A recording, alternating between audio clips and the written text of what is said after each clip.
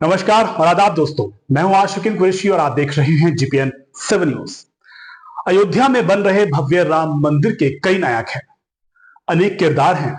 इनमें संत भी हैं, महंत भी हैं, नेता भी हैं और अधिकारी भी हैं। निचली अदालतों की तकरार भी है और सुप्रीम फैसले से खत्म होता इंतजार भी है। प्रधानमंत्री मोदी भी हैं और मुख्यमंत्री योगी भी हैं। देश का कोई सामान्य नागरिक हो या सिविल सर्विस का कोई अधिकारी, सभी ने अपने अपने स्तर पर राम मंदिर के लिए अपना योगदान दिया है। लेकिन एक शख्स ऐसे भी हैं जिन्होंने, अगर देश के प्रधानमंत्री जवाहरलाल नेहरू और उत्तर प्रदेश के मुख्यमंत्री गोविंद वल्लभ पंत के आदेशों को मान लिया होता या इसके बदले इस्तीफा दे दिया होता, तो अयोध्या में भगवान राम का भव्य मंदिर शायद आज नहीं बन पाता। केरल के अलप्पी के रहने वाले के नायर 1930 बैच के आईसीएस अफसर थे। फैजाबाद के जिलाधिकारी बाबरी मस्जिद से जुड़े आधुनिक भारत के वैसे शख्स हैं जिनके कार्यकाल में इस मामले में सबसे बड़ा टर्निंग पॉइंट आया और देश के सामाजिक राजनीतिक ताने बाने पर इसका दूरगामी असर पड़ा। मद्रास यूनिवर्सिटी से पढ़े लिखे नायर तमिल, मलयाली, हिंदी, उर्दू, अंग्रेजी सहित फ्रेंच, जर्मन, रशियन, स्पेनिश आदि भाषाओं के जानकार थे। उस वक्त अयोध्या का नाम फैजाबाद हुआ करता था।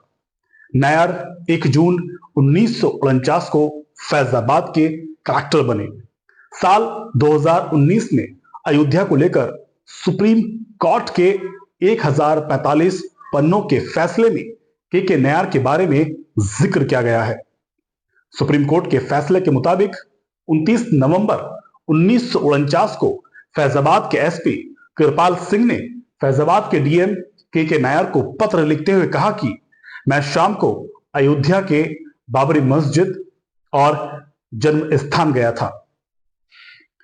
मैंने वहां मस्जिद के इर्द गिर्द कई हवन कुंड देखे, जिनमें से कई पहले से मौजूद पुराने निर्माण पर बनाए गए थे।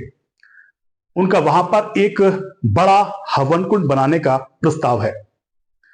यहां पूर्णिमा पर बड़े स्तर पर कीर्तन और यज्ञ होगा।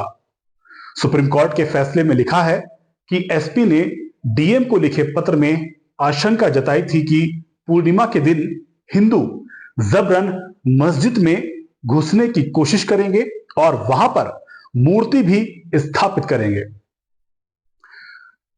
16 दिसंबर को डीएम के नायर ने उत्तर प्रदेश सरकार को पत्र लिखते हुए कहा कि वहां पर विक्रमादित्य द्वारा बनवाया गया मंदिर था, जिसे बाबर ने ध्वंस कर दिया और मंदिर के अवशेष पर मस्जिद बना दी।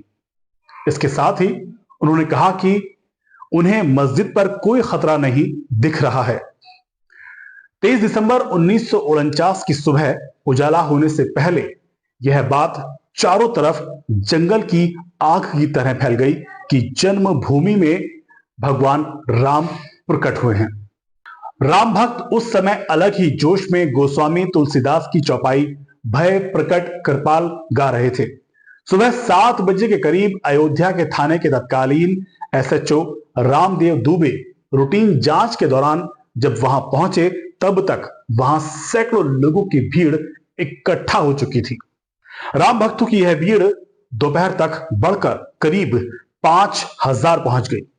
अयोध्या के आसपास के गांवों में भी यह बात पहुंच गई थी, जिसकी वजह से श्रद्धालुओं की भीड़ बाल रूप में प्रकट हुए भगवान राम के दर्शन के लिए टूट पड़ी थी। पुलिस और प्रशासन इस घटना को देख हैरान था।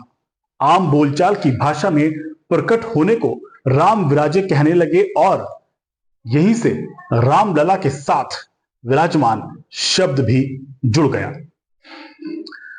23 दिसंबर 1949 को जब भगवान राम की मूर्तियां मस्जिद में प्रकट हुई तो ये खबर सरकार तक भी पहुंची। प्रधानमंत्री जवाहरलाल नेहरू उस वक्त देश के प्रधानमंत्री हुआ करते थे। अयोध्या में कोई बवाल ना हो इसलिए केंद्र और राज्य की सरकारों ने तय किया कि पहले वाली स्थिति बहाल की जाए। इसके लिए यूपी के मुख्य सचिव भगवान सहाय ने फैजाबाद के डीएम को आदेश दिया कि रामलला की मूर्ति को मस्जिद से निकालकर राम चबूतरे पर स्थापित कर दिया जाए। इसके साथ ही यह भी कहा गया कि अगर इस काम के लिए अतिरिक्त फोर्स भी लगाई जाए तो उसमें हिचके नहीं। के नायर ने इन आदेशों को सिरे से मानने से इनकार कर दिया और कानून व्यवस्था की स्थिति खराब होने के हवाला दिया। इसके साथ उन्होंने कहा कि कोई भी पुजारी मूर्ति को निकालकर राम चबूतरे पर विधिवत स्थापित करने को तैयार नहीं है। पंडित नेहरू ने नायर के खत के जवाब में एक और खत लिखा और फिर वही आदेश दिया यथास्थिति बनाने का। नायर अपने फैसले पर अडिग रहे।